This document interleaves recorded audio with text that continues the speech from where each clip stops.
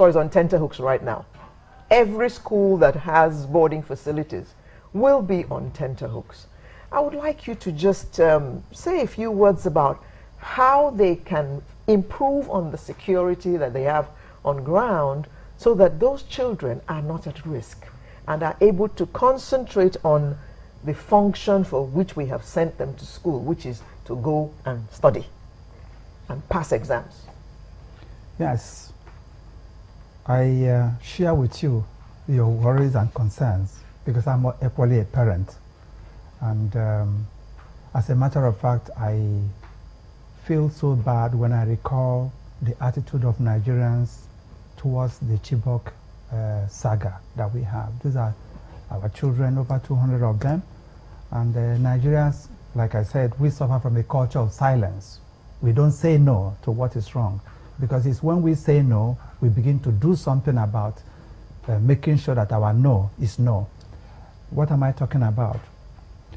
First of all, I advocate that Nigeria should have an overarching security architecture in this country that we don't have as we speak.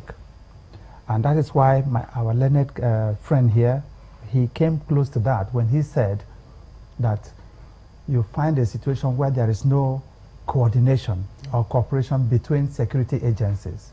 Rather, what you have is like there is some kind of what appears to be competition rather than cooperation. Everyone trying to outdo each other. This one will say, hey, this is it's within my purview. The other person will say it's my domain, and so on and so on. It shouldn't be.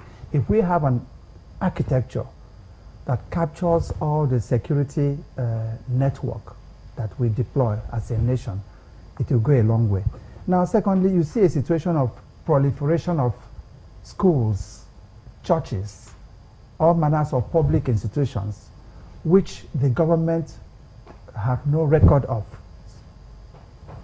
Now, if we regulate these things, then the government will know, okay, we have so schools in existence. And if we have an architecture, that architecture, we recognize them as, for example, in Lagos State, we say, okay, this is our some of our critical infrastructure.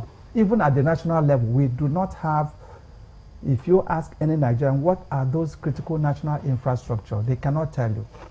But when you now see terrorists go after a national infrastructure like military headquarters, a police headquarters, or say central bank, then we wake up and say, oh, we need to put soldiers around there or put police around there. It shouldn't be so.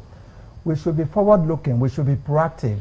So as a nation, we should define our critical national infrastructure and be ahead of the game and have them secured. At the state level, the same thing should be in place. I was very happy when a school about 3 years ago approached me to come up with a security envelope for that school. They didn't have a problem, but they thought about it so many years ago. They were thinking ahead. And I designed a security envelope for them. It's one thing to design it, for them to implement it. But we have about 3 levels of security envelopes for that school, which if we have a structure, at the end of the day, they feed into the state level security structure, which will in turn feed into the national security structure. This is the way it should go. But we don't have that national overarching security structure. And I want to say that the absence of that is a big problem. Everybody looks at security as just, oh, send the soldiers, send the police. We are dealing with asymmetric security threat now these days. It is no more the conventional security that we went to the military academies and military institutions to learn about. It's a totally different ball game. So we watch this program, a lot of viewers out there will be wondering, how come every time we have an assemblage of retired military personnel who come and say, oh, they are experts?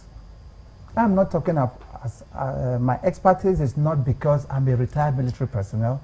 That's a conventional expertise I acquired there. But I'm talking about as an asymmetric security expert. And the challenge we're having in the world today It's transnational in nature, it's kinetic in nature, and it's asymmetric in nature. It's no more, it's a wide departure from what we used to know.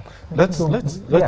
slow it down a bit. If we can just, you talked about the school, yeah, where you had to build a security structure for them. Envelope, right. From them to the state, to the federal, yes. to the national. Yes. But let's take it down to the personal. Right. Because beyond institutions, there's also the society. Right. And when I talk society, I mean the individual. Right. So let's take it from the individual. Yes. In the kind of situation we're in now, right.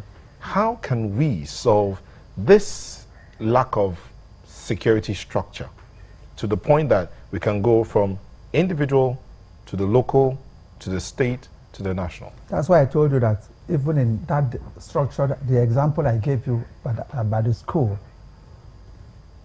the first line of security starts with you, the individual, then moves to your immediate environment, then to the society, and so on and so forth, to the state level, the national level, and even to the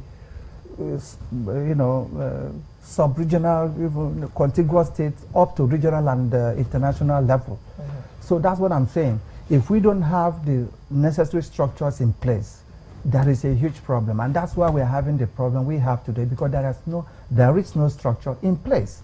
Where there are no regulations, schools are not regulated, we don't even know where do we build schools.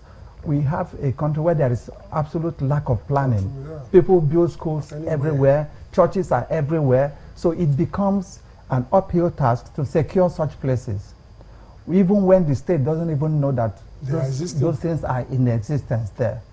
So if these things are regulated, we have a proper way of doing things, tidy up, and then design a security architecture that is overarching, right from the community level to the state level to the national level, which we fit into even regional, sub-regional, and international level. So even if you are seeking help from outside this country, there is a structure they can key on. They have people they can work with. They have institutions they can relate to.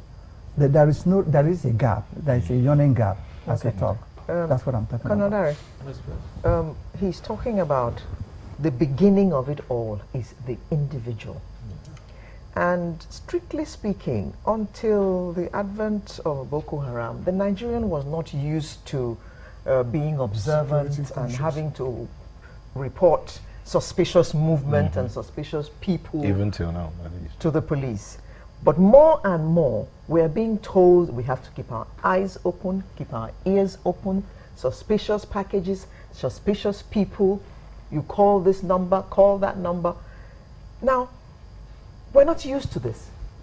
And you guys as experts have to keep teaching us, keep drumming it into our heads. These are different times. You as an individual, you have to change the way you look at things, the way you think about things. You guys have to keep drumming that into our heads. So seeing as the whole security gamut begins with the individual, can you please tell us what the individual should be looking out for, and if he notices any of those things you're going to mention, what exactly should he do? Thank you very much. Well, I think that's one of the benefits of this program of yours, because even as we speak, I believe Channels has a very wide viewership, and then people are listening, and then through our discourse, people are getting educated. Now, yes, I do agree with my colleague, what he said about what we have all agreed, that security starts with the individual, the individual. And then, of course, from your home too, as a father, you have to educate your family, your spouse, your children, how to be security conscious. If you see any suspicious package, now, through this program, we've been able to, and then we've been able to tell people that there's need for government, to step up enlightenment campaign on what